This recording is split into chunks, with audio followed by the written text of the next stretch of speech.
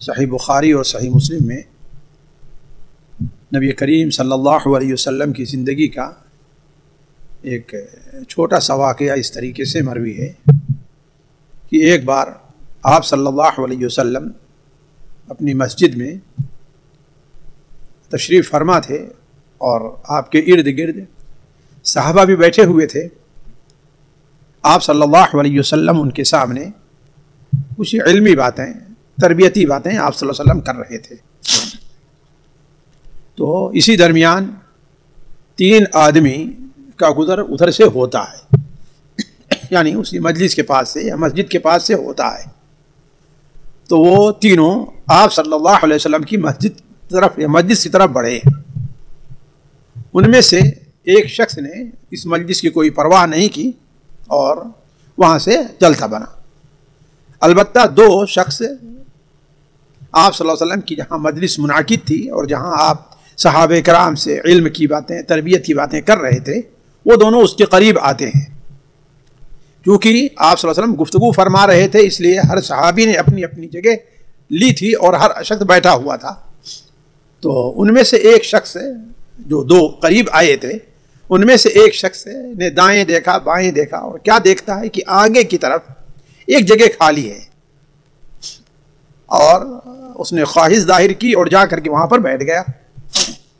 دوسرے نے دیکھا دائیں بائیں جب کوئی جگہ نہیں ہے تو اندر گھسنا اسے ثواب شرم آئی اس کو اور وہاں سے چلتا بنا.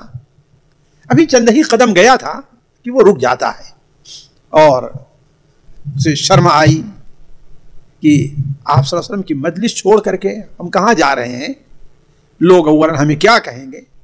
تو چنانچہ وہ واپس ہوا اور مجلس کے کنارے پیچھے ہی ایک جگہ بیٹھ گیا. اس درمیان آپ صلی اللہ علیہ وسلم اپنی گفتگو میں مشغول تھے. جب آپ صلی اللہ علیہ وسلم صحابہ کرام سے اپنی گفتگو کر چکے، آپ اپنی باتوں سے فارغ ہوئے، تو صحابہ کی طرف مخاطب ہو کر کے آپ نے فرمایا، الا اخبرکم عن النفر الثلاثہ، کیا 3 آدمیوں کے بارے میں تمہیں میں نہ بتلاؤں؟ یعنی ان کی کیا مثال ہے، ان کی کیا حیثیت ہے، ان کا کیا انجام ہے، اس بارے میں کیا میں تمہیں نہ بتلاؤں؟ ایک شخص تو ہے کہ فآوا الی اللہ فآواہ اللہ، ایک شخص تو ہے جو اللہ کے پناہ میں آیا، اللہ سے پناہ چاہا تو آواہ اللہ، اللہ تعالیٰ نے بھی اسے پناہ دے دی.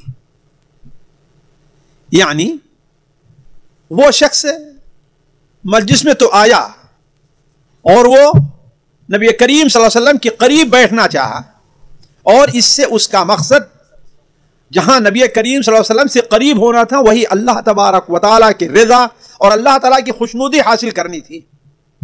اس کی نیت یہ تھی کہ آپ صلی اللہ علیہ وسلم کے قریب جتنا بیٹھیں گے اللہ تعالیٰ کو اتنا ہی رضا پسند ہے اور اللہ تعالیٰ ہمارے ساتھ ویسا ہی معاملہ کرے گا.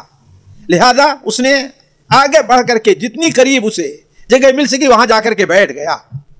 تو فآواہ اللہ، اللہ تبارک و تعالیٰ نے بھی اسے پناہ دی. اولاً تو ایک چیز تو ہے کہ اللہ تعالیٰ نے اس کی خواہش تھی اور کوشش رہی تو اللہ نے اسے آگے جگہ بھی دے دی، اور آخرت میں اللہ تبارک و تعالیٰ بھی اسے اپنے قریب کرے گا اور جنت میں اسے اعلیٰ مقام دے گا. اور دوسرا شخص وہ جس کو شرم آئی، اللہ سے شرم آئی، لوگوں سے شرم آئی کہ یہ مجلس چھوڑ کر کے ہم جائیں کیوں، نبی کی مجلس ہے، اللہ کی رضا کے لیے یہ مجلس ہے. تو اسے آگے بڑھنے میں شرم آئی کہ لوگوں کے درمیان میں گھسنا، اور واپس جانے میں شرم آئی. تو اللہ تبارک و تعالیٰ کو بھی شرم آئی، حیا آئی کہ اللہ تعالیٰ اسے خیر سے محروم کیوں کرے، اللہ تبارک و تعالیٰ اسے خیر سے نواز دے. اور تیسرے شخص نے اعراض کیا، اس مجلس کی اہمیت کو نہیں سمجھا، اس مسجد کو کوئی اہمیت نہیں دی. اس کے نزدیک اس مسجد میں بیٹھنا اور اس مسجد سے دور رہنا دونوں برابر رہا. تو چونکہ اس نے بے رخی برتی تو اللہ تبارک و تعالی نے بھی اس سے بے رخی اختیار کی. ساتھیوں، یہ ایک حدیث ہے جو نبی کریم صلی اللہ علیہ وسلم کے زمانے کا آپ کہیے کہ ایک واقعہ پیش آیا ہے. جو ہم نے بغیر کسی تفصیل اور بغیر کسی تبصرہ نہیں کرتے، تم ان سے نہیں کہتے، یہی شرم ہے جو تمہیں بہت نقصان میں ڈالا ہے۔ تو آپ صلی اللہ علیہ وسلم نے کہا کہ رک جاؤ، اس لیے کہ حیا سے فائدہ ہی فائدہ ہوا کرتا ہے۔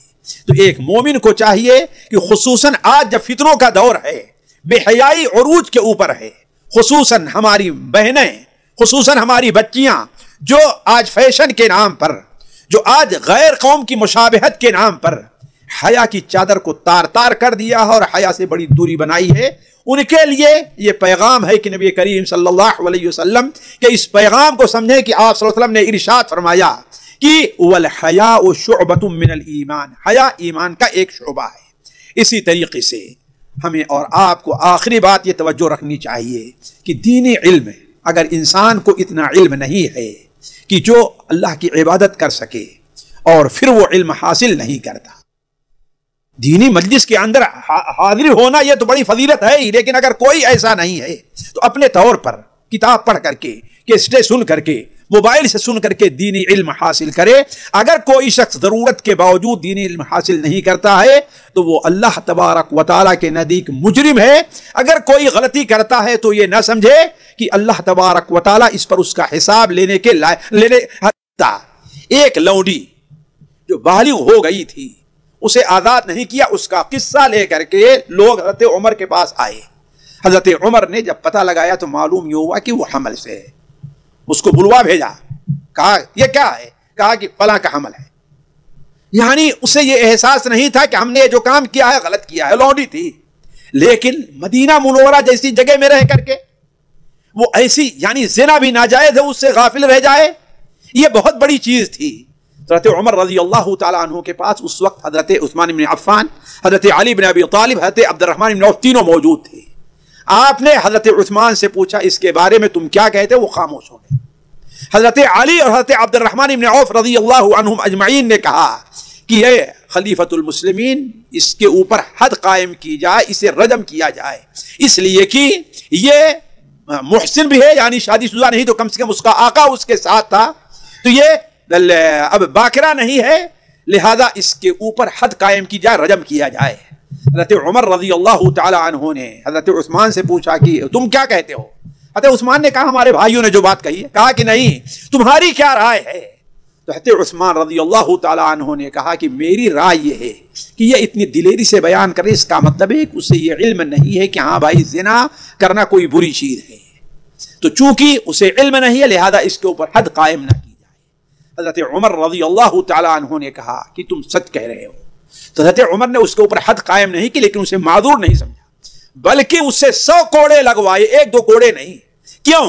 اس بنیاد پر لگوائے کہ مدینہ منورہ اور ایسی جگہوں میں رہ کر کے جہاں اہل علم ہیں، اس نے اتنا بھی علم حاصل نہیں کیا کہ اسے یہ معلوم ہو کہ زنا اور یہ چیزیں ناجائز اور حرام ہیں۔ اس لیے حضرت عمر رضی اللہ تعالیٰ عنہ نے اسے حد سے تو معاف کیا، حد اس کے اوپر سے، لیکن حضرت عمر رضی اللہ عنہ اس کو سرزنش کے طور پر اس کے اوپر 100 کوڑے لگائے اور کہا سال بھر کے لیے اسے شہر بدر کر دیا جائے۔ تو عرض کرنے کا مقصد یہ ہے کہ دینی علم سے بے رغبتی یہ بہت بڑا جرم ہے اللہ تبارک و تعالیٰ کے نزدیک، اور قیامت کے دن اللہ تعالیٰ اس سے متعلق سوال کرے گا۔ آج یہ کوتاہی ہمارے اور آپ کے اندر بہت پائی جا رہی ہے۔ ہمارے سامنے دینی مجلسیں منعقد ہوتی ہیں، جمعہ کا خطبہ ہوا کرتا ہے، کتابیں تقسیم ہو رہی ہیں، جلسے کا اعلان ہوتا ہے، لیکن ہم ہیں کہ معمولی سے بہانہ بنا کر کے، مشغولیت کا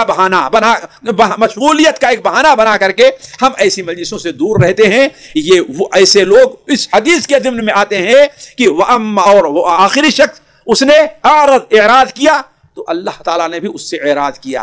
اللہ تعالیٰ ہمیں اور آپ کو اعراض کرنے والوں سے بچائے۔ اللہ تعالیٰ ہمیں اور آپ کو دین کا علم اور دین کی سمجھ حاصل کرنے والا بنائے۔ سبحانک اللہم و بحمدک، اشہد ان لا الہ الا انت، استغفرک و اتوب الیک۔ سامعین اکرام، ہمارے علمی اور عوامی دروس اور سوال و جواب کی مجلسوں سے آپ خود بھی مستفید ہوں اور اپنے دوست و احباب کے ساتھ بھی شیئر کریں۔